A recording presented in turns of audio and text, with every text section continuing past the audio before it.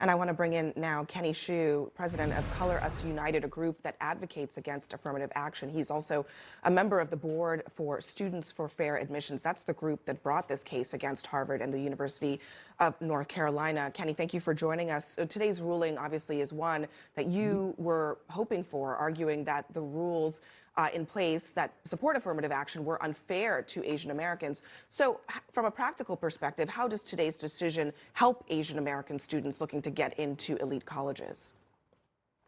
I just want to say I'm ecstatic about this decision. It means that Asian Americans can finally get treated on their merits.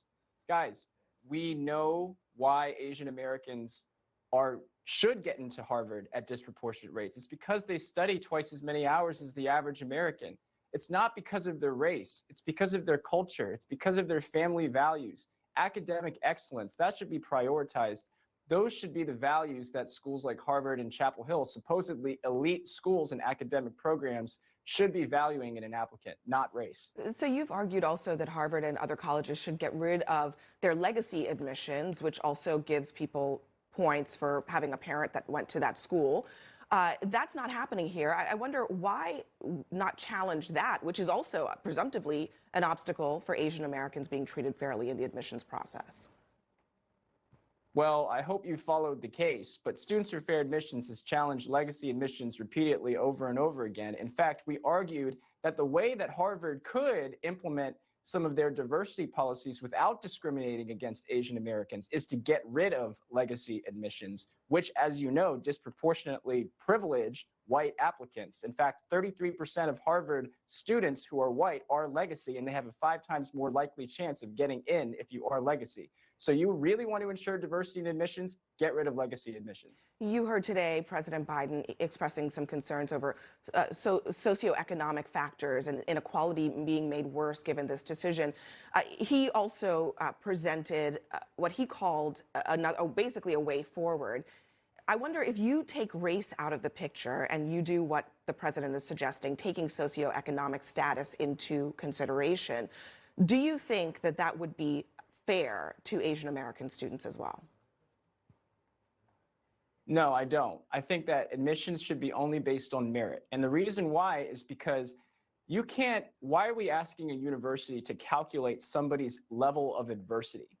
I think that that sets a very bad precedent for anybody trying to get into college. We should be treated on the basis of our merits. We should be treated on the basis of how hard we work, our study, our SAT scores, our grades. A name-blind, race-blind process is what I would advocate for as president of Color Us United. Kenny, can I ask you, though? I mean, colleges, obviously, they care about grades and SAT scores, but they also are filling universities of people, human beings, who have other factors that they bring to the table. Why is it not okay for them to consider those things? I'm saying if you're going to consider those things, you should consider them without respect to race. Sure. So as you know, a lot of Asian Americans. Right. I think that that's exactly right. But socioeconomic status doesn't. If you take race out of it, let's call it socioeconomic status, where whether or not they grew up wealthy or poor, is that not something that colleges might have an interest in considering? The reason why you shouldn't consider that is because you should consider the success of an applicant. Because of affirmative action, Black Americans graduate from law school at the bottom 25% of their classes, largely speaking. And we don't want that. We want Black students to succeed. We want every student to succeed, low-income students to succeed.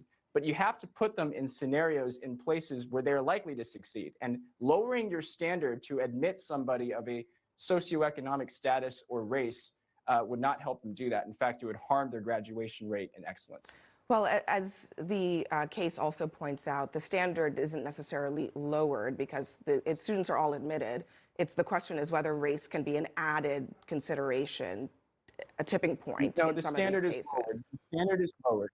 The standard is lowered as the student for merit admissions data shows. An Asian has to score 273 points higher on the SAT to have the same chance of admission as a Black person. So the standard is lowered for Black Americans. Kenny Xu, thank you for your perspective. We really appreciate you joining us today.